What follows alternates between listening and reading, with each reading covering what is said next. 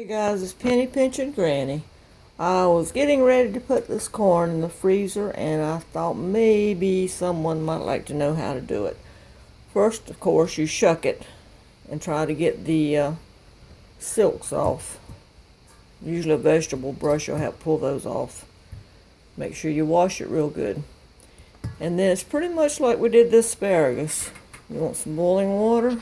Once it starts boiling, we're just going to drop it down in here for about 2 minutes.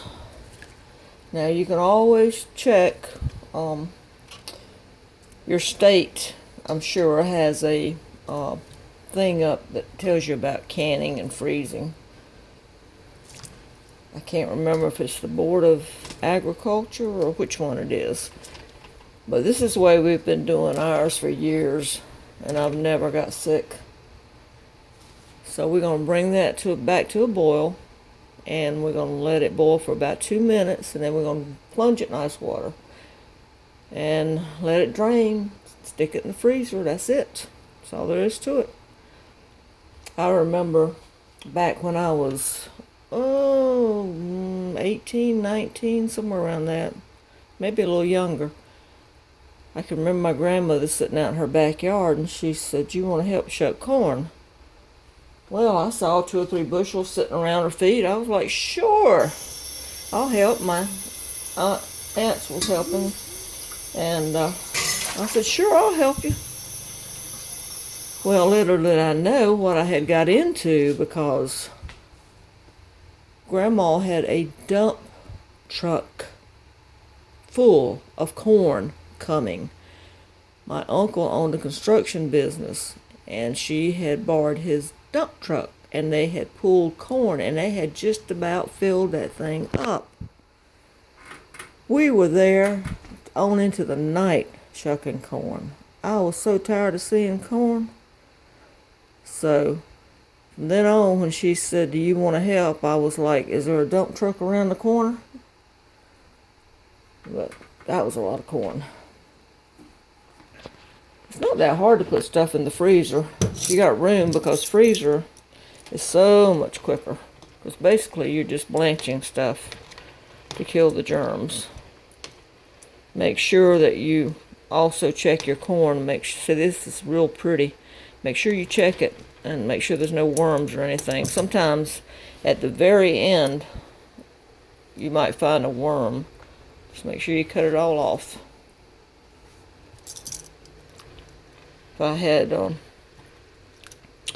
room, I would put up more, but I think if I wait, it'll be $5 and $6 for $1, I believe. And buying it like that is actually cheaper than buying it by the bushel around here, because you get about 40 ears to a bushel. So if you wait and buy it when it's $5 and $6 for $1, you get it just a little bit cheaper. Alright, I'm going to put you on hold for just a minute while I get my ice bath ready.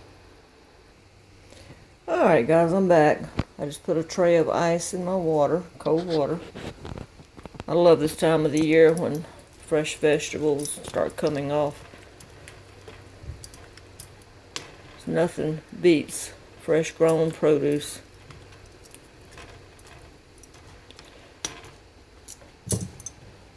Got a little bit of silk still in there, but see, as it heats up, it comes loose from the corn anyway. I've never seen anybody get it all off of there. You always have a little bit.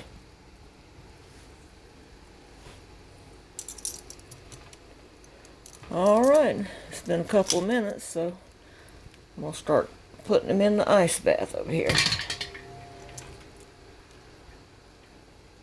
Cool them down. And then, like I said, just make sure you lay them out either in a strainer, or like I did with the asparagus, put a towel, paper towels down, blot the water off. And I like to lay them in the freezer on a pan and let them get good and cold, and then drop them down in Ziploc bags.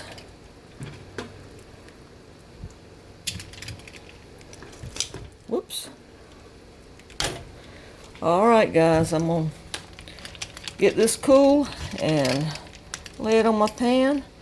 And that's all there is to it.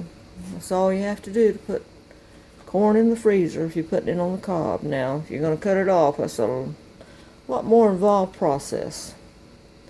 I hope you enjoy this video. I hope you give it a thumbs up. If you haven't subscribed, please subscribe. This is Penny Pinching Granny. Until next time, thank you.